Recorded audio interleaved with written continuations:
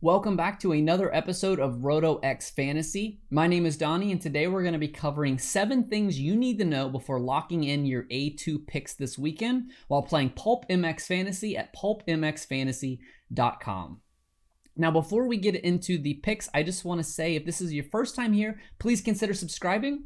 I don't mean to brag, but last week, the 8 riders that I said I would be locking in Thursday before knowing any qualifying times actually scored 279 points while taking Forkner as the first lap leader. That would have given you 4th place overall, would have taken home some cool prizes. Unfortunately for me, I was at the race this weekend in St. Louis. I was able to walk around the pits, talk to some guys, and I swapped Kyle Cunningham out for Jimmy Dakotas on a factory Suzuki, and that actually cost me 6 points. I will still take 273 though, as that put me 32nd for the weekend in the championship round. Let me know in the comments how you guys did at St. Louis, and if you picked any of the guys that I suggested. I think all 5 of the riders that I put on the video last week actually did incredibly well. Before we get into the list, I just want to let you know that A2 is actually not a Triple Crown round. In the last 2 years, A2 was the first round of the Triple Crown, but this year it will not start until next weekend in Glendale. So make sure you know that you are picking a normal round and not a Triple Crown round, but we will get more in that at the end of the video. Make sure to stick around for that.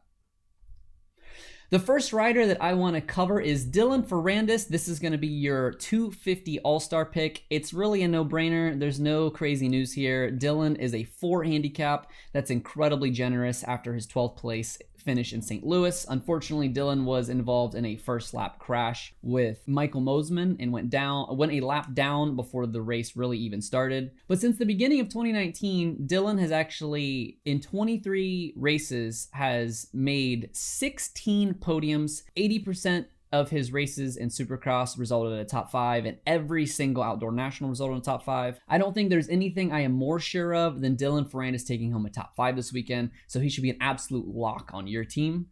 The second rider I want to talk about on the 250s is going to be Michael Mosiman. He has a 0 handicap. Unfortunately, he also went down with Dylan Ferrandis at St. Louis, but in his last 10 races, he's had 7 top 10s, 3 top 5s with an average finish of 8th. Mosiman has a pretty high ceiling. He could definitely be a podium contender. The only way I see Mosiman not scoring at least double points is if he has another crash, especially early in the race. But with all of his speed, all of his natural talent, and that factory Rockstar Husqvarna bike, I really have no worry that Mosiman is going to definitely score you 30 points or more. Another 250 guy that I want to cover is Michael LEIB. I did not have a lot of faith in LEIB at A1 leading into the season, but Michael delivered with a 12th place finish at A1. Unfortunately, he went down in the first lap at St. Louis, and that resulted in a pretty poor finish by him.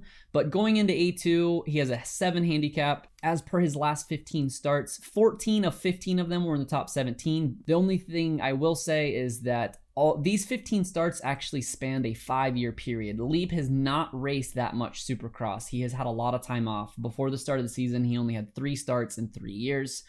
But with 11 top 15s and 3 top 10s, I think LEIB has a lot of value here. I'd be very surprised if he makes the main and finishes lower than 17th, but just know that this is a little bit riskier pick, but I think the handicap reflects that. Moving into the 450 class, I have Justin Bogle at a 5 handicap. Bogle has had a rough start to the year with a 16th and a 15th respectively, but I think we can blame that entirely on his uncharacteristically bad starts. In 2019, he was averaging 10th across the first finish line, and this year he's averaging 18th, and that is terrible. If you remember, he was actually leading his heat race in St. Louis before going down while being pressured by Zach Osborne. I think Bogle will definitely bounce back. If he were to have won that heat and gotten a really good gate pick, I think he would have been a contender to pull the whole shot in St. Louis. Bogle at a 5 is a person that is definitely on my team. I'm putting on my team right now, and he's probably the most likely to be on my team come Saturday night. Now, the 5th and final rider I want to talk about is actually John Short. This is going to be our long shot pick of the week. He has an 11 handicap. This is John's first race of the 2020 season. He will be racing the 250 East class for points, but he will be racing select 450 rounds, including A2. Last year, he finished 14.4 in the 250 East class and rode a 450 outdoors and actually finished 14.5. So that's almost the exact same number. He did only race one main in the 450 class last year in Supercross, which was in Denver, where he got 17th. He did try to qualify for a Triple Crown main in Houston, but unfortunately he came up just short with a 5th place in the LCQ. Just know that John is a racer, not really a sprinter, so don't look for any crazy qualifying times. I don't expect him to qualify in the top 20, so this is definitely going to be a little bit of a leap of faith. If he qualifies in the top, say, 25 or 27, I think he's definitely worth a look. If he's outside the top 30, I might shy away. I want to cover the ins and outs this weekend. We're going to have a lot of riders returning from that Dortmund Supercross. Bowers, Brees, Chisholm, and Robin will be back for that. Also note Adam Enticknap is planning on riding after missing St. Louis with an injury. He will be riding press day. He is still sore. I would probably stay away from Enticknap this week, but just know that he is an option. Be sure to check your qualifying times beforehand to make sure who lines up. And Cameron McAdoo and Freddie Noren are 2 factory guys that are going to be missing the race this weekend. McAdoo had a pretty nasty get-off while qualifying in St. Louis and will be out at least this round, while Freddie Noren actually broke bones in his legs after overjumping a triple in his heat race. He's going to be out for an extended period of time. Big bummer for that JGR team. Hopefully both of those guys get healthy and are able to bounce back this season. And the last thing I want to cover is that next week is going to be a Triple Crown round in Glendale.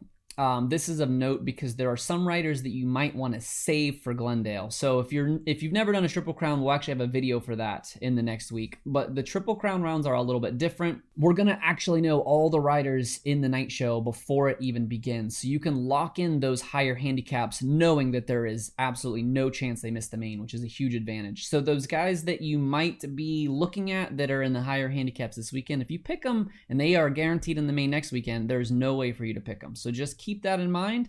Also, the guys that are great starters that tend to fall back, the guys like Justin Bogle, who I mentioned for this week, Justin Hill, Vince Freezy, those type of guys are going to have a lot of value next week because the races are only 10 and 12 minutes each instead of 15 and 20 respectively. Also, the guys that work through the pack are going to be a little more challenging next week. So your Dylan Ferrandises, your Eli Tomacs, the guys that don't get the greatest starts and have to work forward, those are better bets to take this weekend instead of saving them for next weekend. As of Friday morning, my team is going to look something like this. I have Dylan Ferrandis and Ken Roczen as my all-stars. I don't really have any reason to pick Ken other than I think he's going to get on a roll, and being 8-2 is when he got his first big injury. He's going to have something to prove out there. 250s, I've got Mosman and Craig both at a 0 handicap. I think both of those guys are podium contenders. I'm going to take Michael LEIB, and I'm going to guess a 12th to 14th place finish for that guy. As of the making, I have Bogle, and I'm going to go Marty. I know Marty is going to Marty, but let's hope it's the good Marty and not the bad Marty. And John Short's on my team, at least until I see his qualifying results.